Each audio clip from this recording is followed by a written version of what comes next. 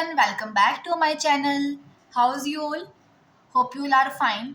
So हमने start कर रखा था ग्रुप एंड रिंग्स का chapter 4 that is permutation groups and जिसके सीरीज में हमने लास्ट लेक्चर में डिसजॉइंट साइकिल्स वाला टॉपिक कंप्लीट कर लिया था और आज हम स्टार्ट करने वाले अपना next topic that is even and odd permutations. So let's start the lecture. So देखते हैं इवन एंड ऑड परमुटेशंस क्या होती हैं. अगर हमारे पास कोई भी परमुटेशन है एंड अगर हम उसे एक्सप्रेस कर पा रहे हैं as the product of even number of permutations, then उस परमुटेशन को हम कहेंगे इवन परमुटेशन. सिमिलरली अगर हमारे पास कोई भी परमुटेशन है एंड अगर हम उसे एक्सप्रेस कर पा रहे हैं as a product of odd number of transpositions, then that permutation is known as odd permutation. For example, हमने साइकिल ली है 1 2 3. Now this cycle can be written as 1 2 and 1 3. यहां से हमें मिली है 2 transpositions. That means this cycle is even permutation. Okay, similarly अगर मैंने साइकिल ली है 1 2 3 4, now this can be expressed as 1 2 1 3 and 1 4. Means इसकी हम 3 साइकिल्स या हम कहीं 3 ट्रांसपोजिशंस लिख पाए हैं हम. That means the given cycle is odd permutation. और सिंपली अगर हम कहें किसी भी साइकिल में अगर हमारे पास ऑड नंबर ऑफ एलिमेंट्स हैं then that is an even permutation. Okay, and अगर किसी साइकिल में हमारे पास इवन नंबर ऑफ एलिमेंट्स हैं then that is a odd permutation. Clear है concept of even and odd permutation का. इसके बाद हमें कुछ प्रॉपर्टीज गिवन है इवन एंड ऑड परमुटेशंस की, जिसके अंदर हमारे पास फर्स्ट प्रॉपर्टी है any permutation is either odd or even. Okay, अगर हमारे पास कोई भी परमुटेशन है तो या तो वो odd होगी या वो even होगी. सेकेंडली अगर हमारे पास एक ऐसा परमुटेशन है जिसकी डिग्री है n, दैट मीन्स इसके हम n फैक्टोरियल डिस्टिंक्ट परमुटेशंस को लिख सकते हैं. राइट, डिस्टिंक्ट परमुटेशंस को हम लिख सकते हैं. तो उसमें से हाफ होंगी ऑड एंड हाफ होंगी even. That means half of n factorial are even and half of n factorial are odd. Okay, now the third property is product of two even permutations is even. Similarly अगर हम बात करें product of two odd permutations की तो वो एक odd permutation हमें मिलेगी. Okay, and the fourth property is अगर हम inverse निकाल रहे हैं किसी even permutation का तो वो हमें even मिलेगा. एंड अगर हम इनवर्स निकाल रहे हैं ऑड परमुटेशन का तो वो हमें ऑड मिलेगा. Okay, now the fifth property is identity permutation.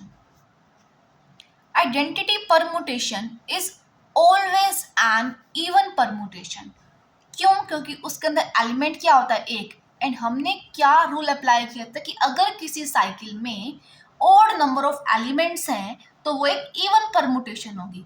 Right, सो यहां से हमें पता चलता है identity permutation is an even permutation. So this completes the concept of even and odd permutations. Now the next important topic is alternating group. Now what is alternating group? So the set of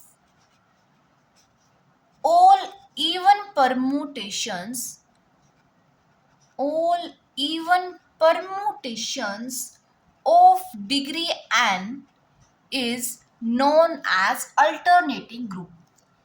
Alternating group एक ऐसा set है जिसके अंदर सभी even permutations होंगी। Okay, इसके बाद हमें एक थ्योरम गिवन है that is prove that the set an of all even permutations of degree n is a group with respect to multiplication। देखो, अब हमें एक सेट दिया गया है that is denoted by an and that is the set of all even permutations of degree n। Okay, अब इस set को हमने ग्रुप शो करना है with respect to the binary operation multiplication. अब आपने फर्स्ट चैप्टर में देखा होगा कि अगर हमें किसी भी सेट को ग्रुप प्रूव करना है देन उस केस में हम उस सेट के कॉरस्पॉन्डिंग 4 प्रॉपर्टीज शो करते हैं। The first one is closure property, the second one is associative, third one is existence of identity and the fourth one is existence of inverse. अगर कोई भी सेट इन 4 प्रॉपर्टीज को hold करता है then हम कहते हैं the set is a group. Similarly हम यहाँ करेंगे, हम शो करेंगे जो ये सेट है that satisfies all the 4 properties, then हम कहेंगे ये सेट जो है that is a group. So prove करते हैं the first property that is closure property, या हम कहें क्लोजर लॉ। इसके लिए हम लेके चल रहे हैं let F and G both belongs to the set A N. Okay, यहां पर हमने कोई भी 2 परमुटेशन लिए हैं एंड वो परमुटेशन भी कैसी है, इवन। ओके, हम यार बता देंगे जो एफ एंड जी हैं these are 2 even permutations from the set A N.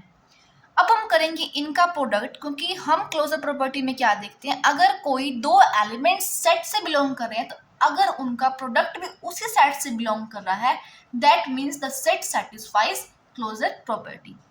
अब अगर हम इनका प्रोडक्ट देखें that also belongs to the set A N.